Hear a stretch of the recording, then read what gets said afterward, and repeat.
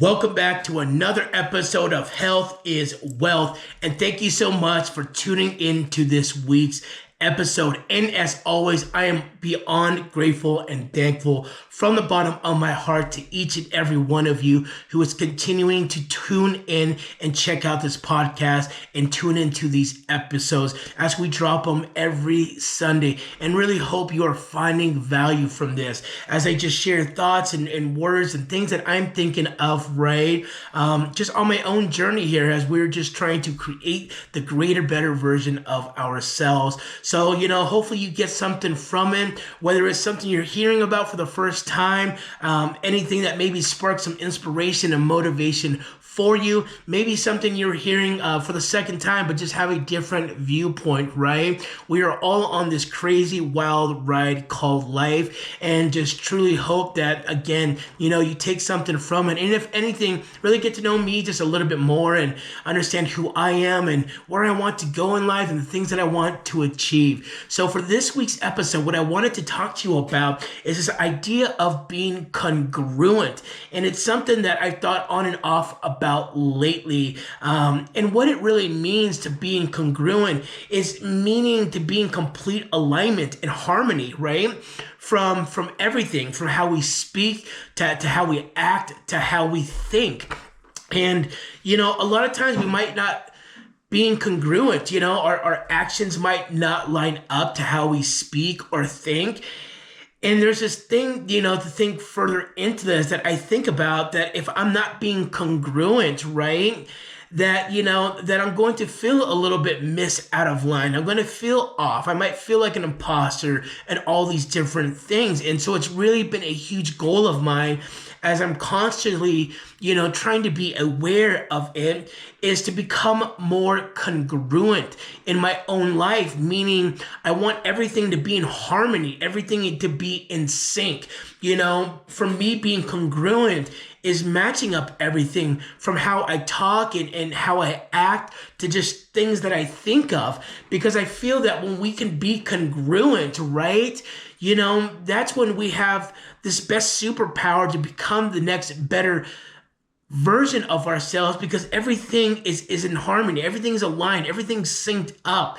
And I think there's such a true power to that, because most people aren't living congruently. And I think that then does reflect a lot of how your life looks, right? And why oftentimes you might not feel like you're in alignment, or you feel off, or just something doesn't feel right. And, when we're not congruent, it's hard to match our actions with the outcomes. If the things that we say and think and do aren't all as one, moving together, And as an example of this, right, like congruency for me would be, or not being congruent would be, is if I continue to be an advocate of someone who's trying to pay attention to my health, right? Trying to advocate how much better I believe you feel and how much better it can improve the quality of your life, to exercise, to start eating better, to do all these things.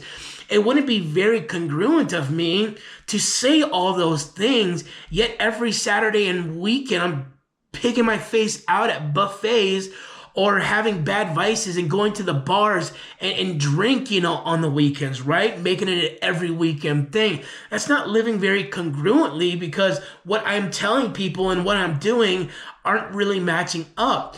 Same would go for if I'm speaking, a lot of positivity, and I'm telling people how, if you have a different outlook on life and you think more positively and, you speak more positively, your world is just going to be better. You're going to live more positively, because what you put out is what you get back. If I were to say all those things, but then in my head, I'm just like, yeah, we're doomed. This world sucks. People sucks, right? Like, do you see how that doesn't align with each other? And so I think one of the key goals in life is to be congruent, and if we can live congruently, then, we have this harmonious thing taking place, and we can move as whole, right? Mind, body, and spirit in one way. And so it's really a big goal of mine right now to continue to try to live more congruently. And so I'm very self-aware myself of it, with how I think about things, with how I respond to things, with how I act, with how I treat people, with how I speak, and the actions that I do, the things that I partake in, the people I hang around with, all these different things. I am very consciously aware of them because I want to make sure that everything that I do as I try to represent myself out here matches exactly to who I am internally, to who I am externally, and who I surround myself with around, right? Because I believe if I can become more congruently, then I'm much more likely to have a better flow in life because everything is working together. I speak positive, then I think positive, then I do positive, and it's like you have this natural flow of everything working together. When we are not congruent, we are working against each other. Our mind's working against our mouth, it's working against our actions.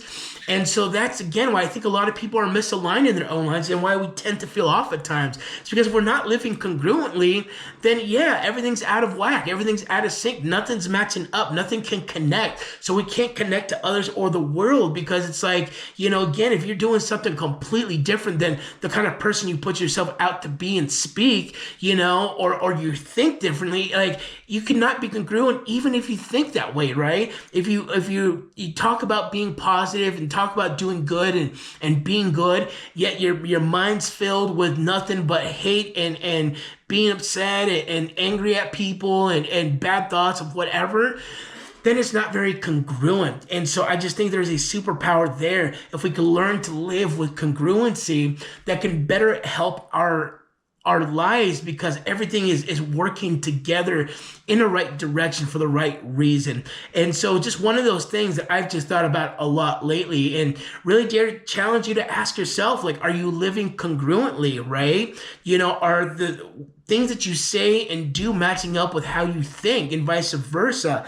And if not, what can you do to try to change it? How can you try to become more congruent? And maybe that might be something that can help really push things in a better direction for you. Because maybe once you realize that, oh, you know what, like I'm not being congruent. Maybe I say all these positive things, but then I'm not thinking them up here. And maybe that's not why I'm getting more positive in my life, right? It's all an attraction thing, right? It's like, I think even energy that we think about and feel inside is energy that gets pulled out into the universe and bounces back to us.